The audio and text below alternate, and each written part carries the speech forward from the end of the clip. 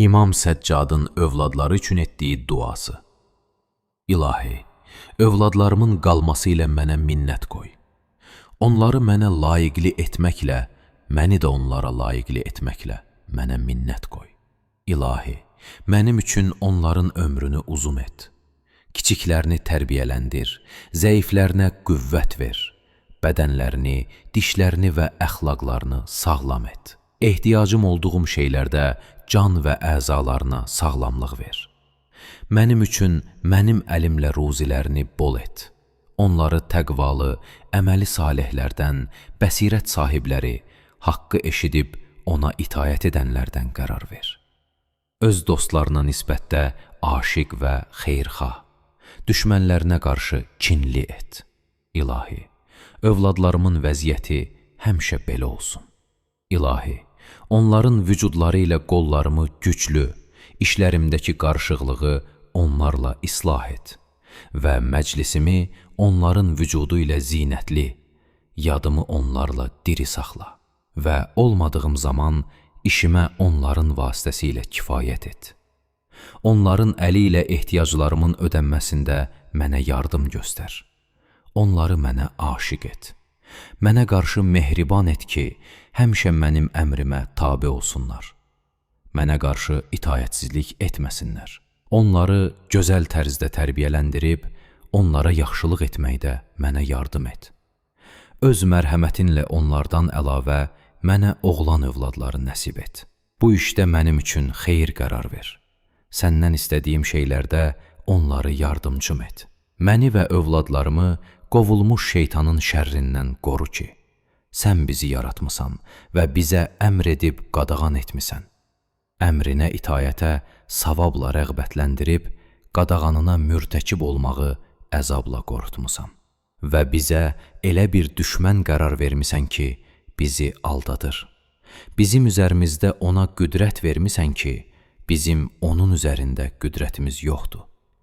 Qəlblərimizdə ona yer vermisən, qan damarlarımızda axıtmısan. Əgər biz onu unutsaq da, o bizdən qəflətə dalmaz.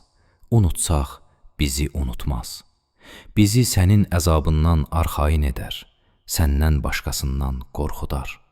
Pis bir işə əl uzatmaq istədikdə, o işə qarşı bizə şücaət verər. Yaxşı bir işə yönətdikdə, bizi ondan saxlayır. İstəklərlə bizi axtarmaqdadır. Yolumuz üstə həmişə şübhə sancar. Vədə versə, yalan deyər. Xoş bir xəbərlə muştuluq versə, vədindən dönər. Əgər sən özün şeytanın hiləsini bizdən uzaqlaşdırmasan, bizi azdırar. Fəsadından bizi qorumasan, xətaya salar. İlahi, öz qüdrətinlə, onun qüdrətinlə bizdən uzaqlaşdır ki, dualarımızın çoxluğu səbəbilə onu bizdən kənar edəsən ki, nəticədə onun hiləsindən sənin pənahında yerləşən günahsızlardan olaq. İlahi, bütün istəklərimi ver, hacətlərimi hicabətə yetir. Duanın qəbul edilməsindən məni məhrum etmə ki, sən özün duamın qəbul edilməsinə zamin olmusan. Duamı özündən gizlətmə ki, sən özün məni dua etməyə əmr etmisən.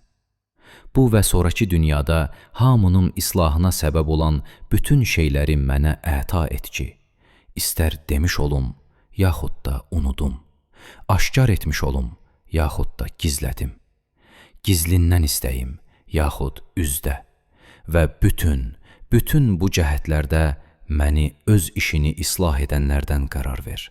Onlar səndən istədikləri hacətləri ilə uğura yetənlər zümrəsində qərar tutdular. Sənə ehtimad etməyin nəticəsində lütfündən məhrum olmadılar.